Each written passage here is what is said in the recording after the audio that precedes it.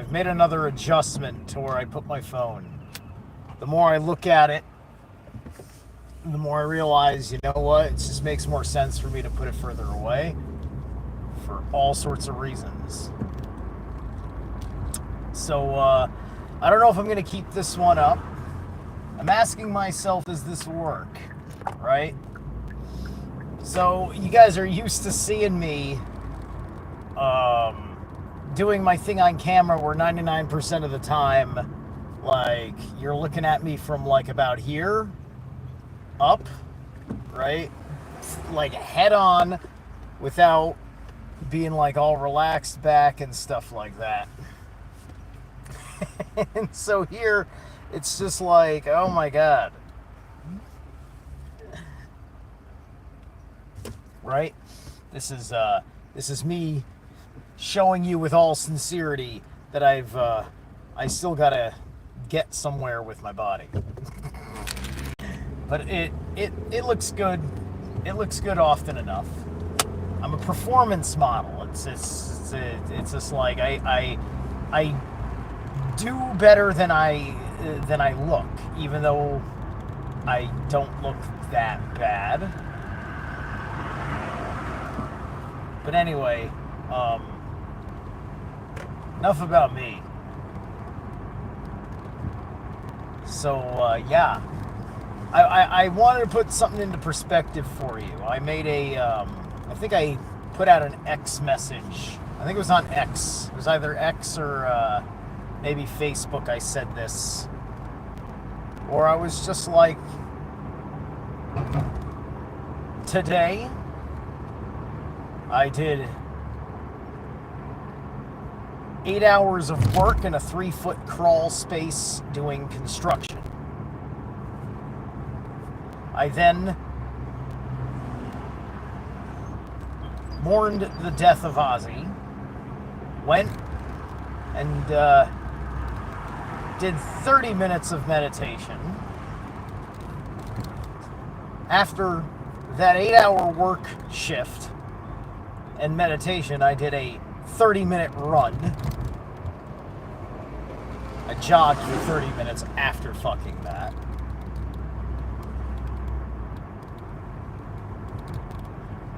I got chores done. I read a chapter of Dune.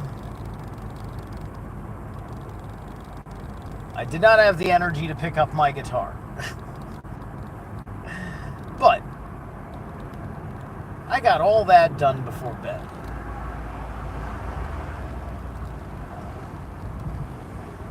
This is why it's just like, you have to earn this state of mind. You know, that's a day where I could have said, I only got so much time before bed. Oh boy, I better watch a TV show that I've missed. I better watch a movie that I've missed. You know, I got to keep up with the Joneses over here. Wait a minute. Oh, I haven't played Dark Souls 3 yet. Ugh, man, am I missing out?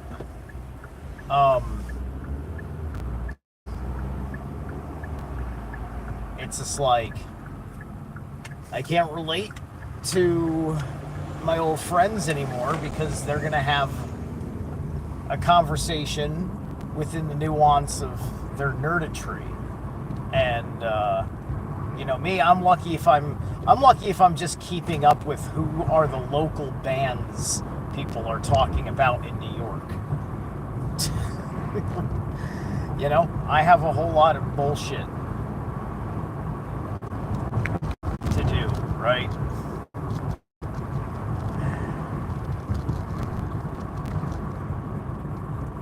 And it's like, I love this stuff, but I don't have the volume of knowledge of it. I know what I know so I can do the thing I want to do. I don't want to get into 50 more things that I'm going to have to know on a lore level, right? It's just like, it's why it's just like I need, you know, gaming. It's just like I can't just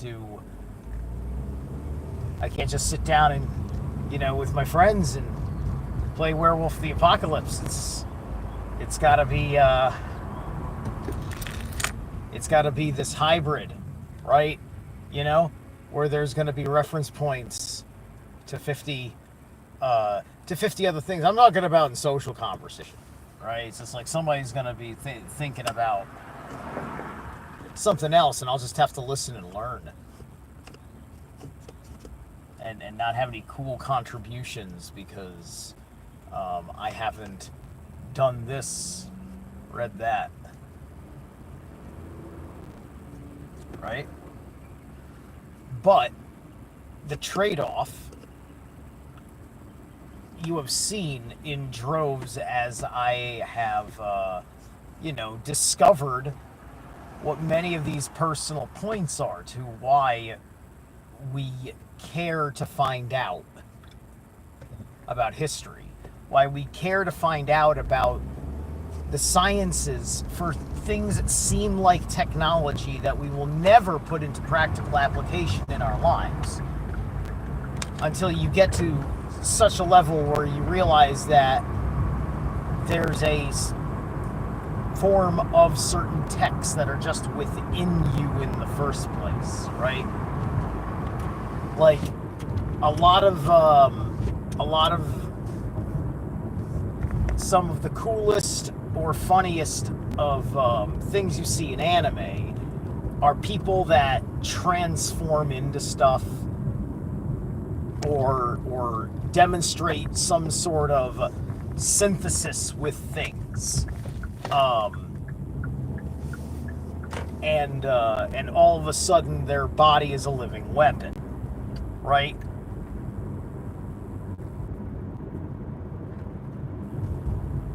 And that's kind of playing at that, right? Which is why allegories of all sorts work, right? Computer and robotic allegories work with humans as an artisanship that imitates nature,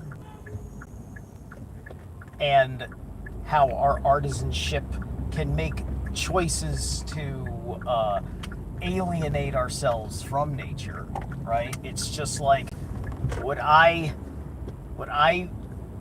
it be a natural and good state of things, for instance, say if I died, and it could be organic, it could be synthetic, pick your mythological concept, and I'm given like a spider's body, right? I'm physiologically now a spider, but the attempt was that the essential soulness of me is now in this thing. And am I expected to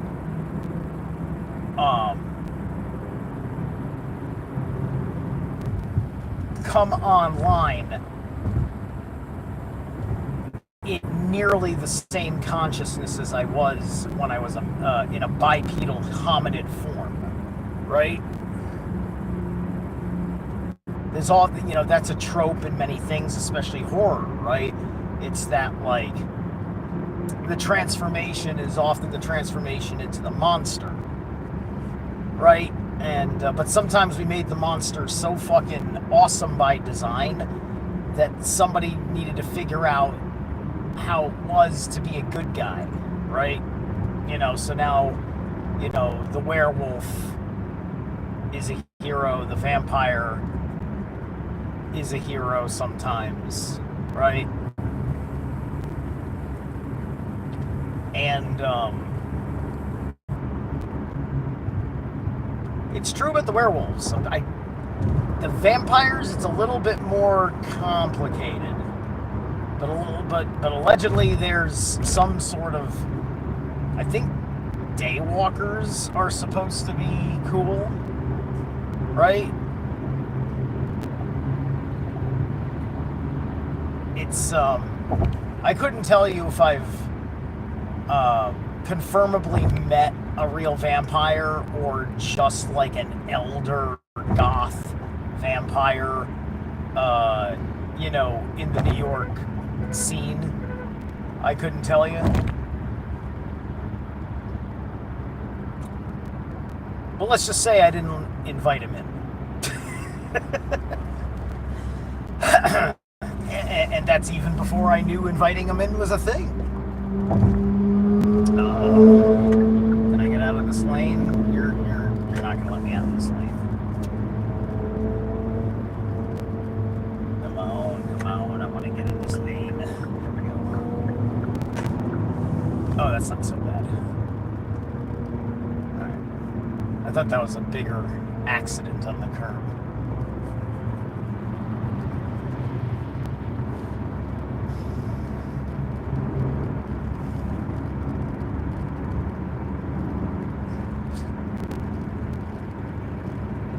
So, because that's kind of an aspect of things, is that like the bipedal hominid form is, it's like bipedal hominid, five-fingered being, and that's effectively what it is to be human, right? Human in the sense of the same soul stuff coming from mind of deities, right?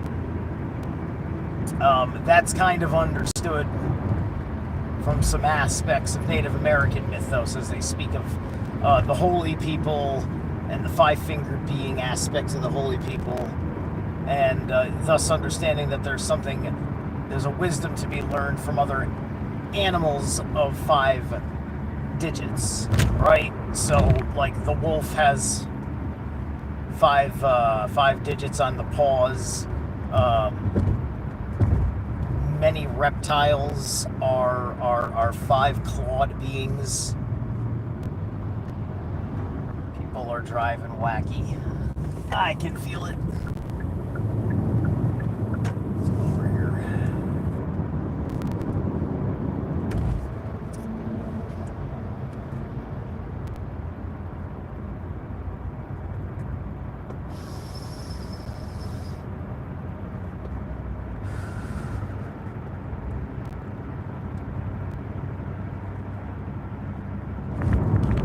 So,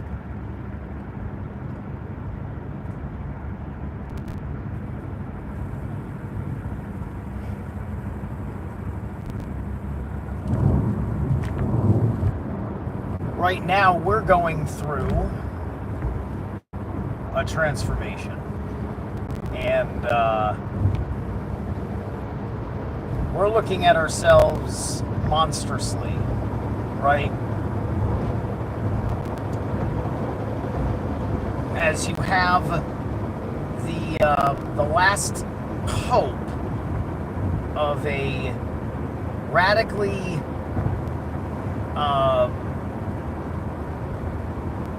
conspiracy assertive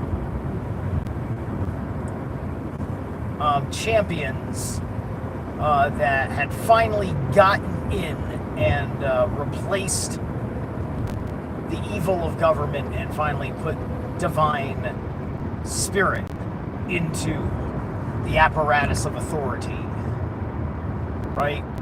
We are realizing that's not happening, right? That everything is always going to be this game.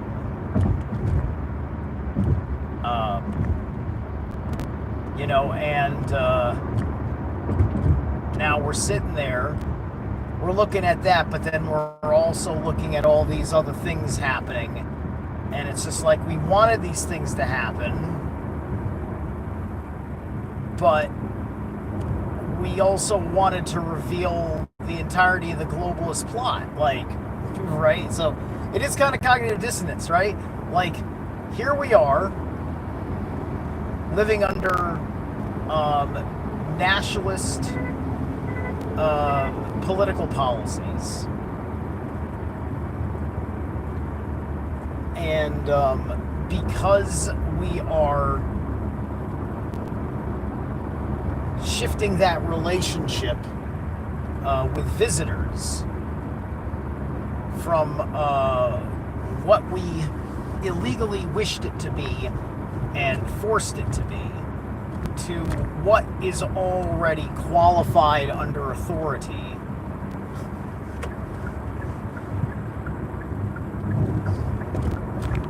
That it is supposed to be. And so, thus, in the process of actually taking care of the undoing of law that was not ever undone, it makes us look like we're fascists because they just want to microcosm everything to here are the order followers kidnapping human. I mean, like they've got it down to like you're looking at the bare soul of the patsies of this system, right? You know, this is what's left of the mind of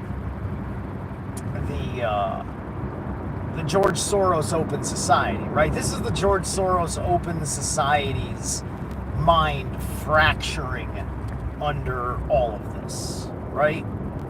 As we've watched time go by, although the bitterness is still going to be there amongst those that are always going to be there, that are going to want to see that things have gone a certain way that they will try and rationalize.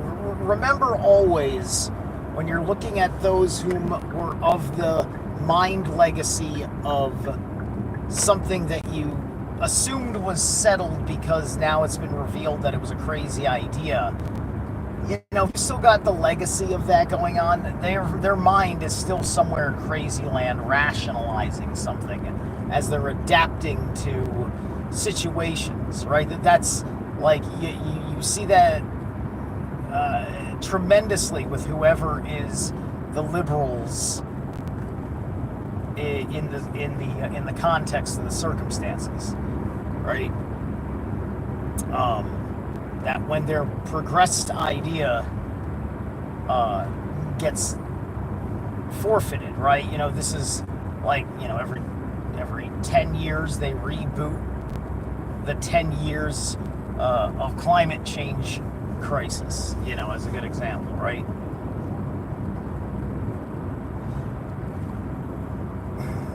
So right now we're watching this force of will in the psyche of this activated national ethos actually doing something and meaning something, which would not look so bad if it weren't for the all-encompassing reality that you just needed to actually enforce the law and having had started enforce the border, right? And so that's all you have to do is take out the details and you can make anybody's noble cause seem monstrous. And if you and you would care to do that if your idea was to break down something that came as a natural conclusion of mankind's organizing principles. Because all you have to do is complain about how it's attached to a conspiracy and attach that to your theories of the morality of men. And, therefore, all institutions are forfeit. Let's all live in, like, small tribes of 300 people, 50 people per fucking assortment of families that make up this tribe. Or something like that, right? That's what it turns into. It turns into this ridiculous, tribal thing. And then you realize that all you've actually done in the course of freeing yourself is saying, I don't I'm not capable of being free and having technology, infrastructure, and high trust society. That's all you fucking done. That's all you fucking done. Just because you assume that there isn't ever capable of there being a benevolent system for a benevolent, in which an order follower can know that they are serving benevolently, right? This gets into me trying to ask myself what rationally pushes the natural law movement forward, right? Because all of these failures that I'm kind of glad have happened now, to know that your guy that you elected, is not the guy. I should have understood that in 2020. It was fair that I went for it in 2016. But, ugly thing. Ugly effing thing.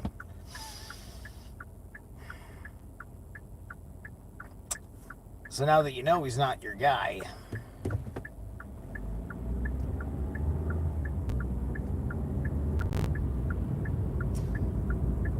and you have to ask yourself, here you are, because let's face it, all of us are here, we're practically trying to catch people that are falling, like, if Christians are fishing for people, they're moving their net through crowds to capture them.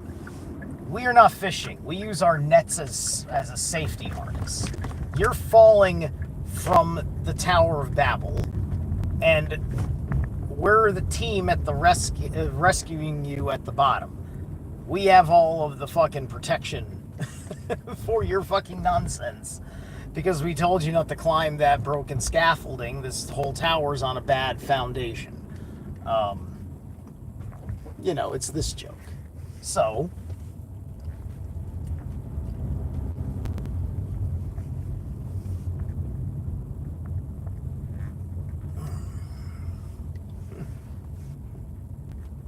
that's wild. I beat the guys here. I didn't think I'd do that.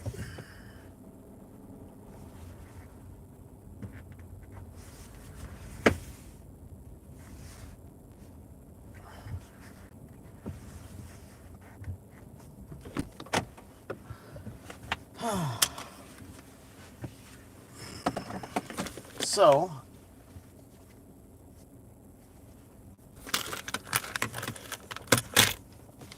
you want to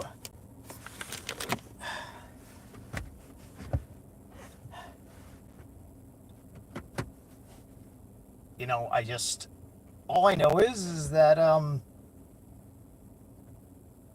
everybody is so sparsely available to each other that we're all off doing our thing.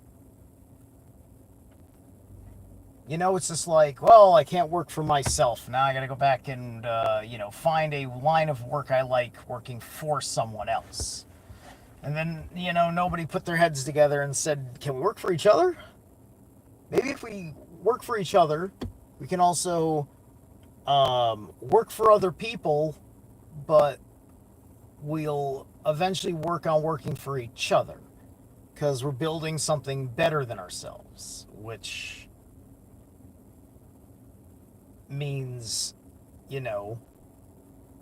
I have to tolerate a few things I don't like about the other person. Yada, yada, yada. Especially if they're on core ideological bases.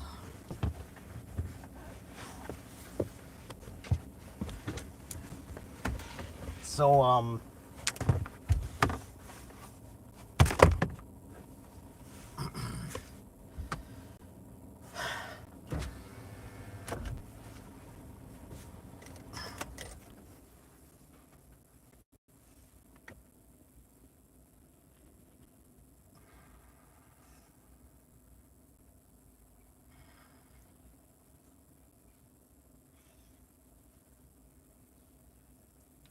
So,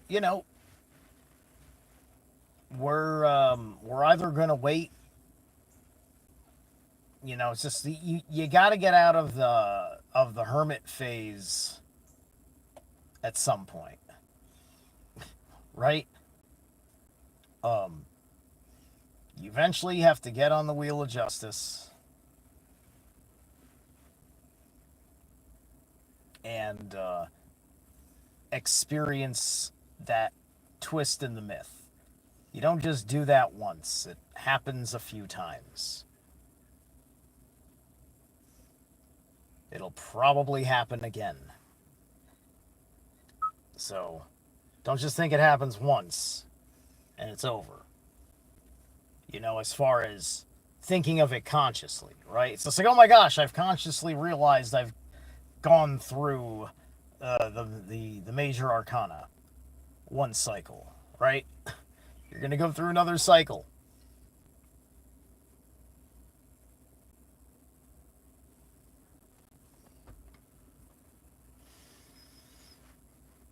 Because being conscious of it finally doesn't mean that it's over.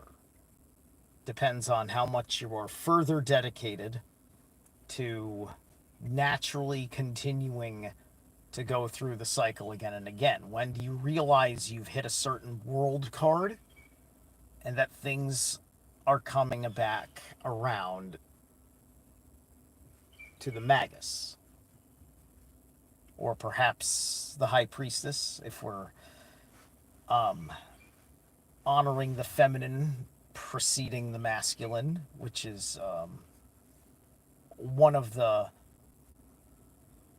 That's a shift that Crowley missed, right? Oh, yeah. He could be all clever and put adjustment where he put it and all that nonsense. But he can't... but he couldn't put the High Priestess ahead of the Magus. If you don't go through the High Priestess first, just like a young boy does not get separated from the mother until maybe like 7, 8 years old or something like that.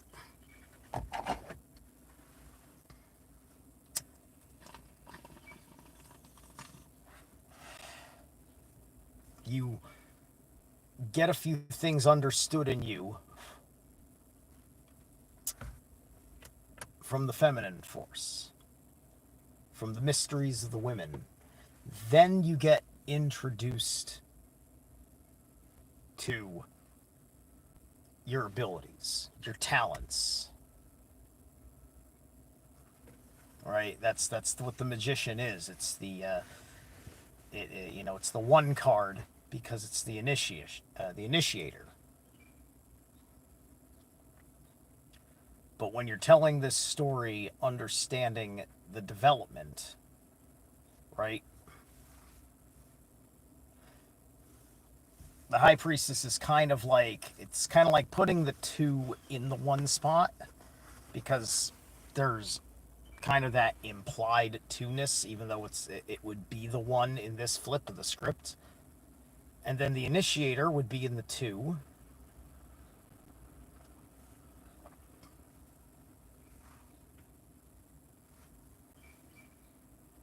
Because the second would be the thing initiated upon.